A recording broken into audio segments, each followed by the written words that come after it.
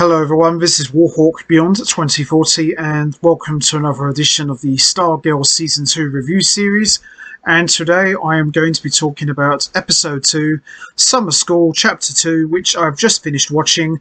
And this episode was a lot of fun. I thought this was a great continuation of the Season 2 premiere. And we were treated to some of the Green Lantern's power, and we also got a little glimpse of who the main villain could be for Season 2 of Stargirl. So I'm going to give a quick recap of what's happened so far, and then we're going to talk about Episode 2 of Stargirl.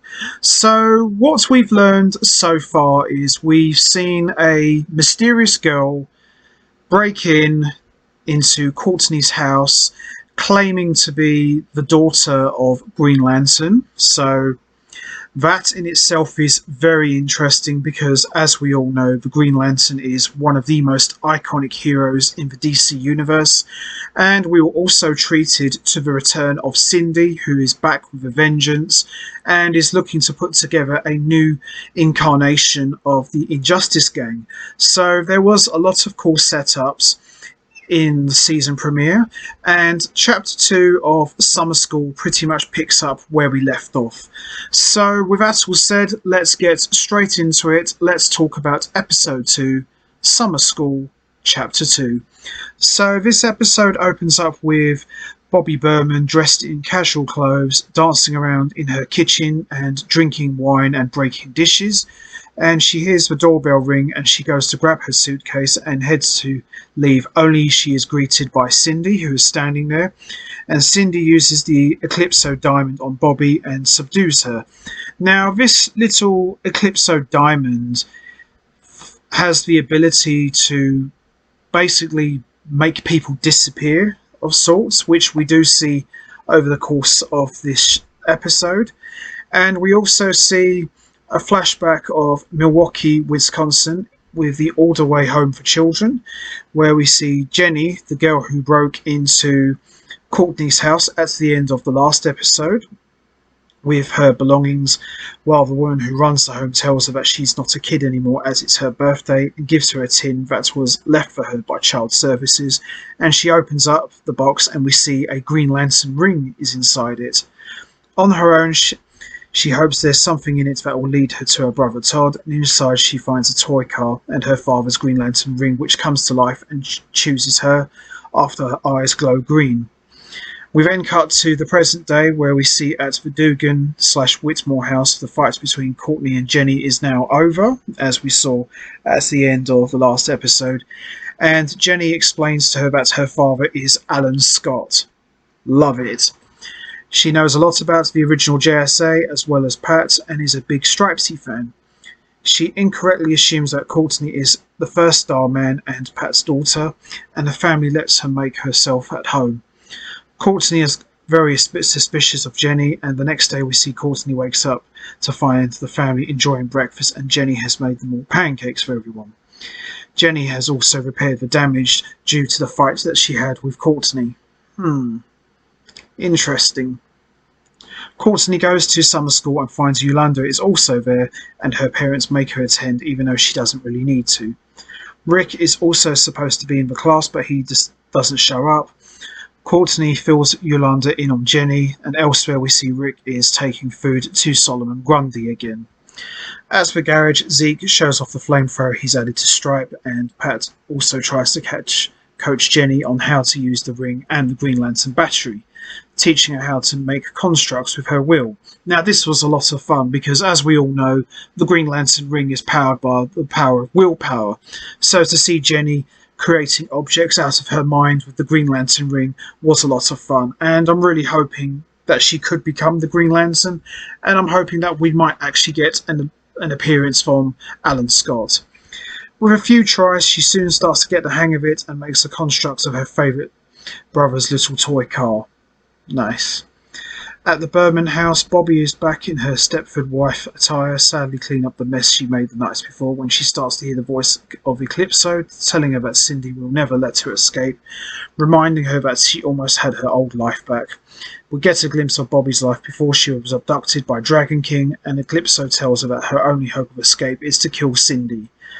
Elsewhere, we see Richard Swift makes his way into Blue Valley and he pays Barbara a visit at the American Dream and says he is an antiques collector wanting to buy William Zarek's magic collection. Barbara, of course, is suspicious and she says she'll get back to him.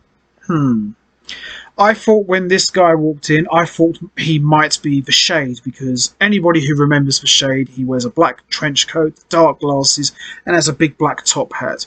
So I'm wondering if he's the Shade. We'll have to see, really. At the shop, Jenny shows her lantern powers to the team, and Courtney is still not impressed. She's actually downright mean to Jenny, and the rest of the team calls her out on it.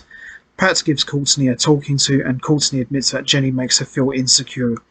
Courtney sees the error of her ways and apologises to Jenny. However, Jenny gets emotional when Courtney says she has everything and knocks over the lantern, which causes it to start acting very strange. The kids take it and run from the shop. Tipped off by Barbara, Pat tries to check out Richard Swift but doesn't get especially far when he sees the kids running towards the park with the lantern. The lantern is surging with energy and they don't know what to do, but Courtney suddenly realises that the lantern isn't charging Jenny. Jenny is actually charging the lantern. She's the living battery for it. Courtney and the JSA stand with Jenny as she absorbs the lantern's out of control energy, but are all blown away by a green explosion. When it all clears, there's a crater in the ground, and Jenny, now glowing green, hovers in the sky, having become Jade. Awesome. The next day, Courtney finds that Jenny has left. Pat tells Courtney that he thinks an old JSA villain, the Shade, I was right, has come to Blue Valley, so they need to start being alert, as he is the last unaccounted member of the Injustice Society. Love it. Cindy returns home and is soon attacked by Bobby. A fight ensues with Cindy very easily overpowering her. However, Bobby is determined and soon Cindy is herself overtaken by Eclipso. Eclipso then kills Bobby by essentially feeding on her soul and destroying her and reducing her to a pile of ash. Damn, that is pretty dark. Once back in control, Eclipso tries to justify the situation, saying he was only protecting Cindy, but Cindy is horrified by what has happened. Bobby's death clearly upsetting her. Cindy insists that she is in control, and then sadly says that she didn't want her stepmother dead. And that's how we end Chapter 2, Summer School, of Episode 2 of Stargirl. Overall, I thought this was a really good episode. I really enjoyed this a lot, and it looks like the Shade could be the main villain for Season 2, and it's possible that he could join Cindy's team, the Injustice Society, especially as he is the only member accounted for. But time will tell, really, and Jenny becoming Jade is a very interesting twist, so we'll just have to see how that's going to play out. But above all else, I really enjoyed this a lot, and we're off to a great start for Season 2 of Stargirl. So that's going to be it from me. I am going to wrap this up now. What did you think of Summer School Chapter 2? Did you enjoy it? What was your thoughts on the Shade appearing in Blue Valley? Do you think he could be the main villain? And also, what about Eclipso feeding on Bobby's soul? How do you think that's going to play out? And also, do you think the Shade could actually join Cindy's side in the Injustice Society now that she is in charge of the new team? And also, what about Jenny? Do you think she can be trusted? And also, do you think we could actually see Alan Scott appear in the show? And do you think it's a possibility that Jenny could actually join the new JSA? Or could she turn into a villain? You know what to do, guys. Hit the like button, hit the subscribe button, leave your thoughts and comments down below. And I will see all of you next time for another edition of the Stargirl Season 2 review series, where I am going to be talking about Episode 3, which I am very much looking forward to talking about. Should be a good one, especially with the way this episode ended. So until next time, take care everybody, and stay safe, and once again, thanks for listening.